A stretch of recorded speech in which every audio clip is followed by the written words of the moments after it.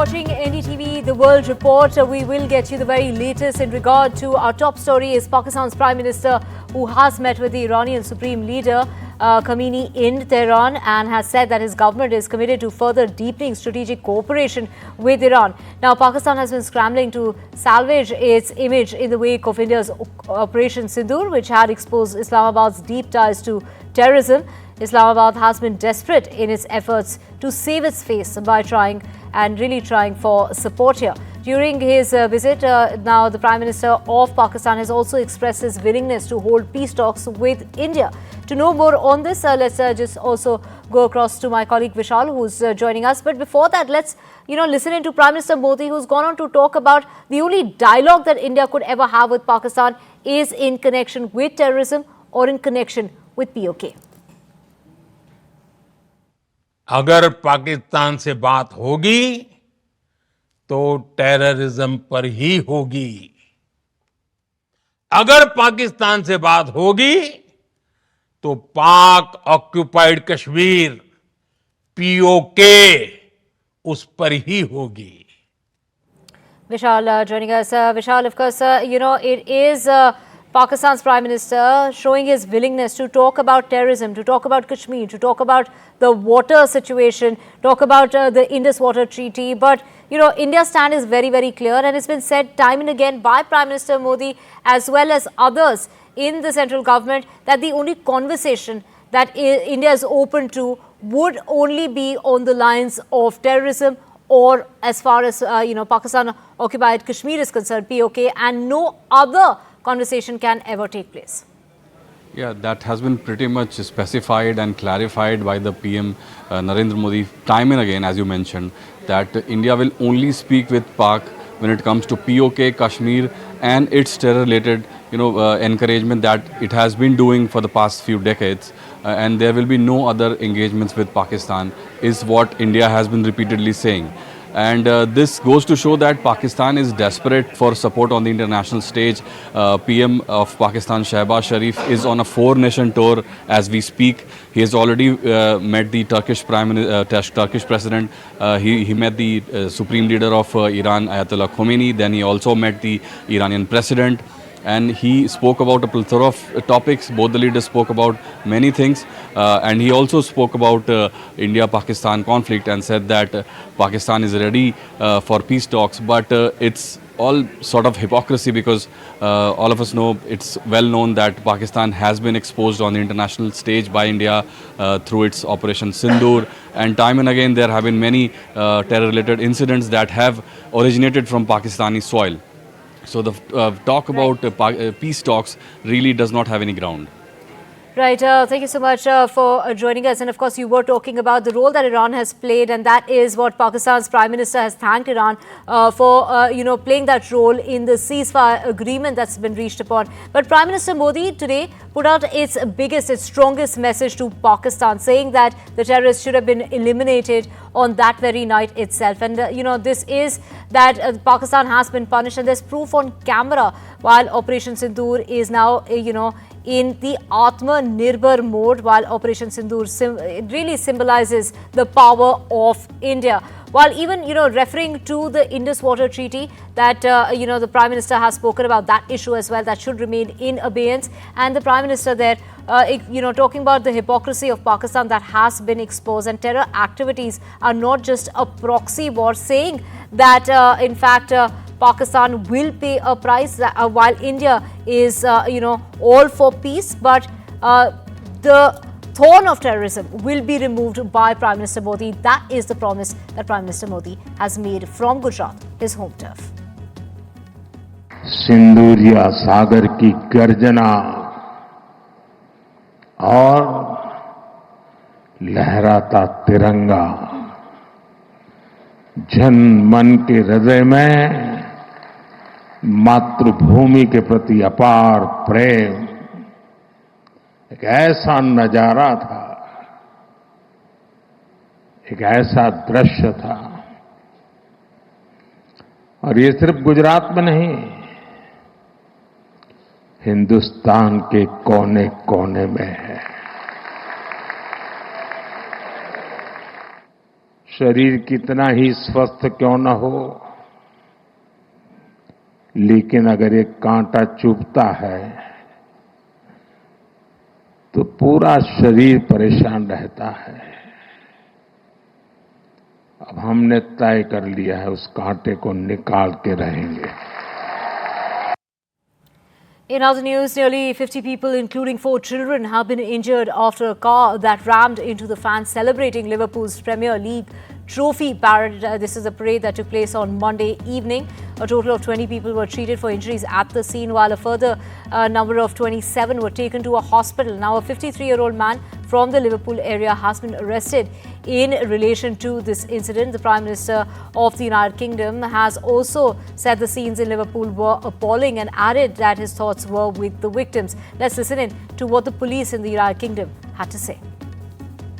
What I can tell you is that we believe this to be an isolated incident, and we are not currently looking for anyone else in relation to it. The incident is not being treated as terrorism. We would ask that people refrain from sharing distressing footage from the incident online, and please share any information directly with our investigation team. 4 children were injured in this incident. A total of 27 people were taken to hospital.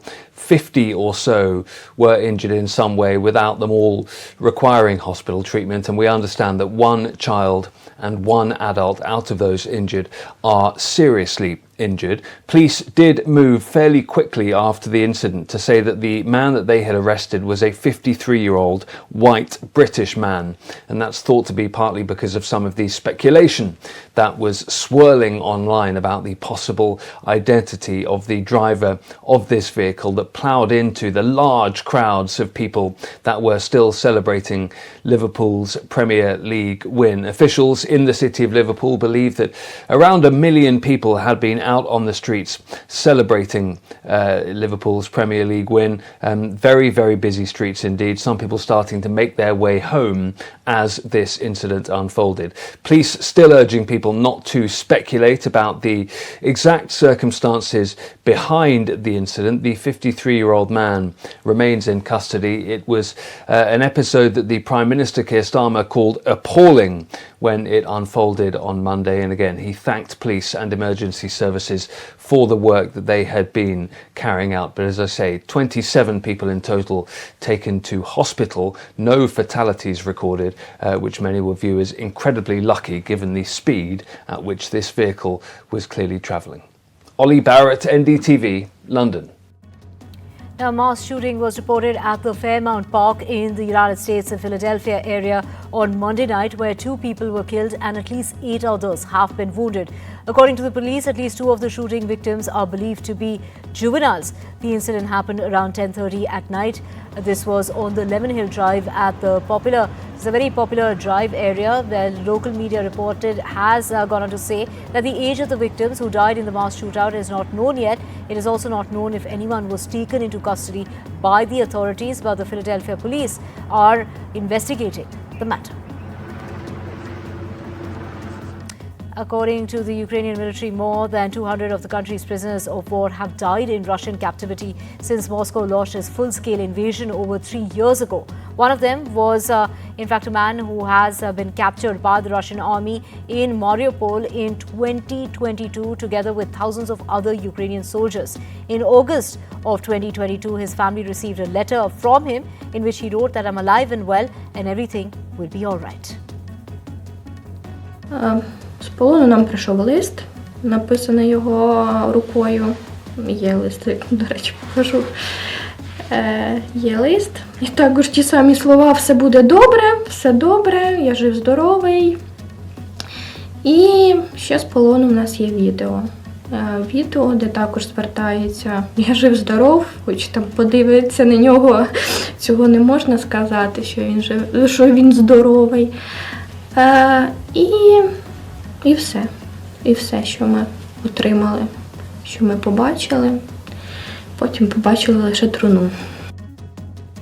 Now let's get to the 5th round of nuclear talks with the United States concluding over the weekend. Now Iran has declared that it is capable to revive and survive even if the negotiations fail. This is an option that is non-existent from Donald Trump's perspective. President Trump has repeatedly warned Tehran that should talks fail and a deal acceptable to Washington not be reached, the consequences will be dire as far as Iran is concerned. The US president has threatened a combination of crippling economic sanctions and bombings across Iran's strategic facilities in order to wipe out its nuclear ambitions forever.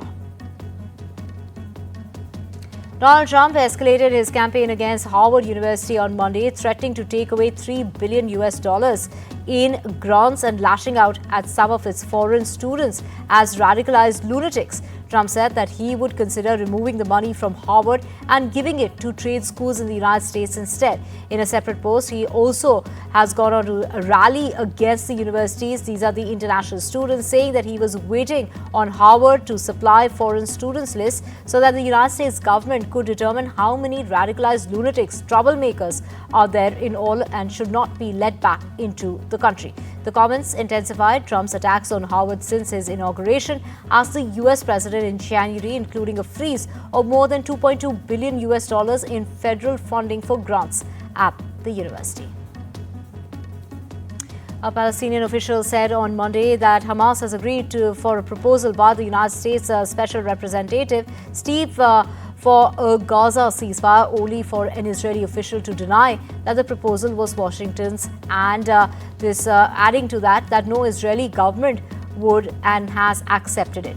Now, this is also is rejected the notion that Hamas had accepted his offer for a hostage deal and a ceasefire in Gaza, telling Reuters that that would also be seen was completely unacceptable, and the proposal being discussed was not the same as his. 75 of the world's poorest nations will repay a record $22 billion to China in 2025, most of it linked to Xi Jinping's Belt and Road Initiative. The repayments are straining public funds for healthcare, for education, as well as climate efforts. Analysts say that China's role has shifted from global lender to debt collector, using financial leverage amid rising geopolitical stakes. In a very significant policy shift, India has resumed granting visas to Afghanistan citizens across multiple visa categories nearly 4 years after suspending all visa services following the Taliban's return to power in Afghanistan. This amid warming up of ties when it comes to Taliban. You have to note here that while no official public announcement has been made, a notification posted on the official visa portal has now confirmed the rollout of a new Afghan visa module in late April. The updated portal has listed categories including students, businesses, medical staff, as well as medical attendants, and their entry, as well as UN diplomat visas. The entry visas are now available to artists, cultural professionals, academics, and others invited to participate in cultural events hosted by recognized Indian institutions. French President Emmanuel Macron played down on Monday an incident in which his wife pushed him in the face as the couple arrived in Vietnam to begin a tour of the southeastern part of Asia. In the video that you see on your screen right now, Brigitte Macron appeared to shove her husband's face before he descended from the presidential plane late on Sunday, causing him to step back before he recovered and waved to the cameras on the tarmac. King Charles will deliver a significant speech in Canada's parliament later tonight, as is expected to offer his support in the country's dispute with US President Donald Trump. The King and Queen have received a very warm welcome when they arrived in Ottawa on the royal couple's first trip to Canada since the start of their reign. Now, soon after arriving, the King, who is Canada's head of state, held a meeting with the Prime Minister, Mark Carney, recently elected, on a wave of anti-Trump public sentiments.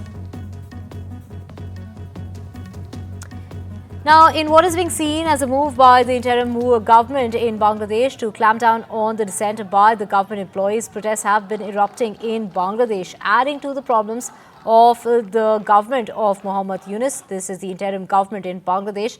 Protests also took place in the secretariat, according to local media outlets. The interim government in Bangladesh had issued an ordinance on Sunday allowing the Ministry of Public Administration to dismiss public servants for misconduct without lengthy procedures, which are seen as safeguards against the arbitrary dismissals sparking outrage across the bureaucracy. Well, Saurabh joining us. Saurabh, take us to the demands that are being made during these protests that we are seeing that seem to be really, hinting out as far as the interim government is concerned, and they really possibly do not want this interim government to last.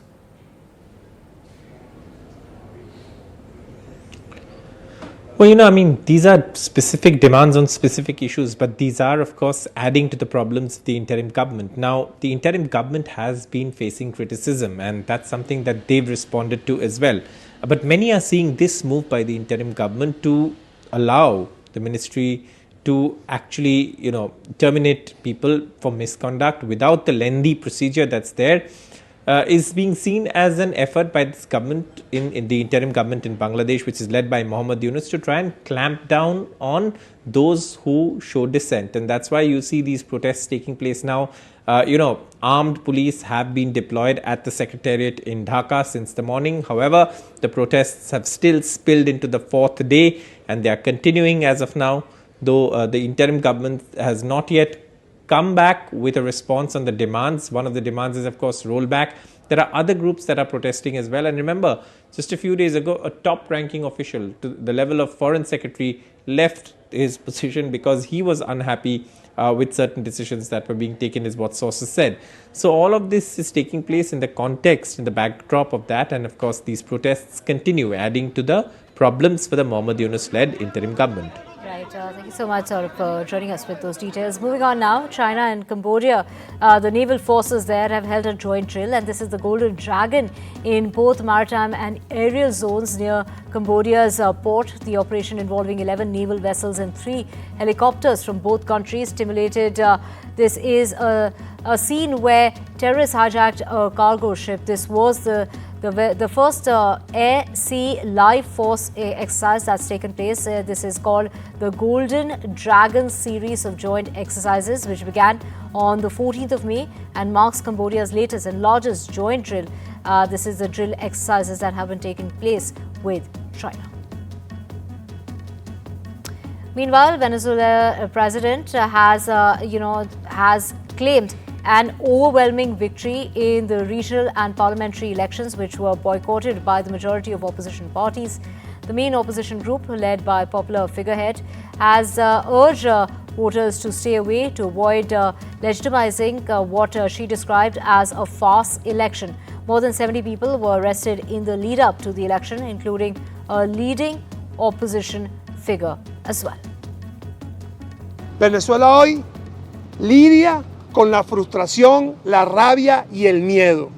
Pero por eso, numerosos dirigentes y ciudadanos decidimos dar un paso enfrente y usar el voto como una herramienta de lucha, como una herramienta de resistencia, pero sobre todo como una herramienta de expresión para recuperar espacios que hoy están gobernados por la desidia y la ineptitud de quien nos gobierna desde Miraflores. Now, Rio de Janeiro's beaches, filled with its iconic samba music, may become a fading memory. Vendors will now need official permission to play music on the beaches in Rio de Janeiro. The new measures are due to come into force, and that's going to take place from the 1st of June, and will outlaw food and drink sales, chair rentals, as well as loudspeakers and even live music in kiosks without official permission. The mayor has issued a decree in which, establishing these new rules for the city's waterfront is a move in order to preserve the urban order, the public safety and the environment, as well as promote peaceful relations between tourists and residents. And with that, we're slipping away a short break. Back with a whole lot more on the other side. Stay with us.